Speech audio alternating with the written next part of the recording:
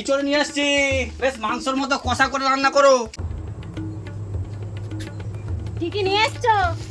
ওই এঁচড় আর তেজপাতা। তেল মশলা কোথায়? তেল মশলা কি দিয়ে রান্নবো? তোমার মাথা দিয়ে রান্নবো? মানে ইঁচড়টাই লোকের কাছ থেকে পেড়ে নিয়ে এসছি, আবার তেল মশলা। যেখান থেকে বড় তেল মশলা নিয়ে এসো। তেল মশলা কেনার মতো টাকা আমার কাছে নাই। এই এঁচড় তোমার মধ্যে ঢুকিয়ে দেবো।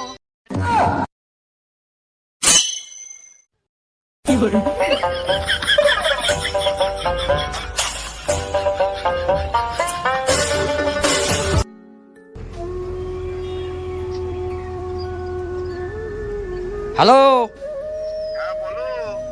বুঝি একটা কথা বলবো দাদা। বলো না শুনি। খুব বিপদে পড়ে গেছি। আরে ওই 200 টাকা হবে, তেল মশলা কিনবো।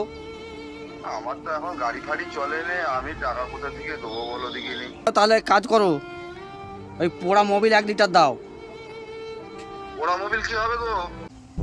কি বলবো আর দাদা, দুঃখের কথা। তুমি যদি মোবিল না দাও তাহলে 6 মাসেও যাবে না আমার মদের ব্যথা।